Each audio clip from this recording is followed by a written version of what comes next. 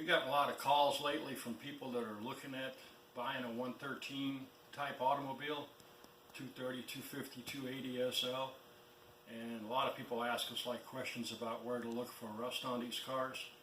So we got a candidate in the other shop next door. We're going to share this car with you and show you where to look for rust and where the potential rust areas are on these cars. Sample. It's been owned by the same owner for the last 46 years. This particular car was parked in 1992 and hasn't moved since then.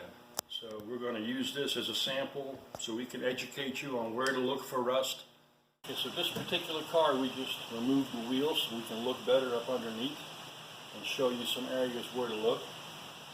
And also this particular car here has had some accident damage in the front previously that has been repaired. It's had some panels put on there.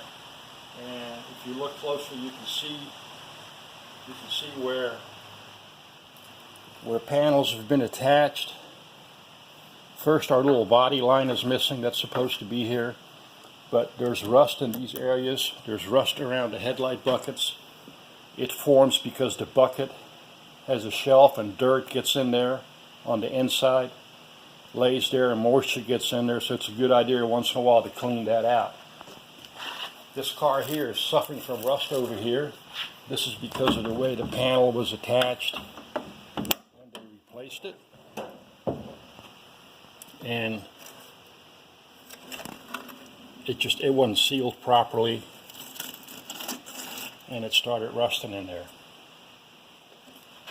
This car also has some rust below this windshield seal right here. If you look closely, you can see rust there. Okay. We're going to pick this thing up.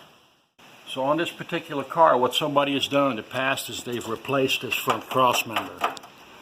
You can see here where there used to be a part number sticker right here on this black part where it peeled off and then.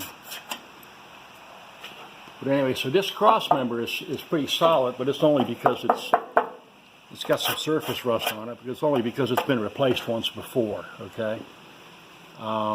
It just wasn't painted properly when they did it. If you look inside here, you can see where the new nose panel was attached to the new cross member, and there's rust there on all the areas where this car was welded back together. And again, around the headlight bucket, where the new bucket was welded on the inside to the fender. There's a reinforcement that runs along the inside of the inner fender. Actually, it's on the outside of the inner fender. It's a perfect area for dirt to collect on the top here. Okay, so it's a good idea when you wash your car to clean the dirt out of there, because what the dirt does, the dirt holds the moisture, and the moisture creates the rust. And the same thing on the headlight. There's an inner fender panel in these cars that is bolted in with just a couple of bolts. It's a good idea to once in a while actually pull that out and clean behind it. Even though it has a seal, you wind up with dirt and moisture getting in there. And the same thing, you wind up with rust. You can see how much dirt is in here. It's just packed in there and nobody's ever taken care of that. If the car is equipped with air conditioning, be sure to check the right front floor. That's where your air conditioning water collects. And there's a drain hose here. Sometimes the drain hose gets clogged, water gets in there, and guess what you wind up with? Rust. These cars here where you have the rubber molding in here, there's screws. Wherever the screws are attached, you can see 1, 2, 3. You wind up with potential rust. Wherever the clips are attached, this is an area that gets rusted because moisture gets in there and it lays on the inside. This fender's been replaced, so it's not that old. I mean, it's old, but it's not as old as the rest of the car. It just unscrews. It's like an outer cover. It's not the actual rocker panel, it's just a cover. These cars get rusty in this area here where this jack point is. Okay? Where this jack point is, there's like a bunch of different pieces of metal coming together, and where they are all welded together from the factory is an area where these things get rusted. You can see the actual jack point here is separated from the inner and outer rocker panels. So you can see how many different pieces of metal come together here, and moisture gets in here and it starts to attack the rust. It starts to attack the welds with rust from the moisture. And these cars all rust in the same areas. Some more severe than others, but they all have some rust. Where that outer rocker cover is basically just, it's gone. There's just a piece left in the back and a piece left in the front. This is your actual rocker panel. And the rocker panels rust out where the floor meets the rocker panel. So you have a lower rocker panel, and there's a piece that goes on the top, and it attaches to the actual floorboard. These cars get rust in the front here also. This is just from dirt collecting in here. Same thing with this jack point, it's really in bad shape.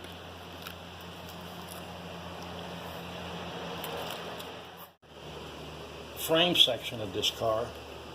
So you have a rear frame that comes up over the rear suspension. In the lower part of this is where most of your moisture collects, and they'll rust out right in this lower part of it because that's where it all collects. If you look inside there, you can see how many different panels come together there. So you have your outer rocker panel, your inner rocker panel, you have a jack point, and then you have your actual frame rail that goes over all of that. So you got all these panels coming together there, and there's an enormous amount of factory welding that went on in there, and those welds have started to rust on these cars. And an inner fender, where the inner fender attaches to the outer fender with a bunch of spot welds from the factory. The same thing, moisture collects on the inside, and the spot welds is what starts to rust, and you wind up with rust on the inner fender and the outer fender to the point where it just starts to disintegrate. Same problem here where the moldings were screwed to the metal. That's where it originally started. Okay. This is obviously from driving the car on salt-covered roads up in the north. The rear body panel is a double panel. You have an inner and an outer. So you got the same scenario where moisture gets in there and everything just starts to pop. If you look up in here, you can see here like where these moldings were attached on the outside, and it just, that's where a lot of them, that's where rust starts, where the moldings are attached.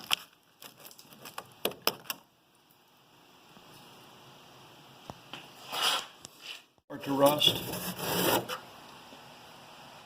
in between the tank and the floor itself.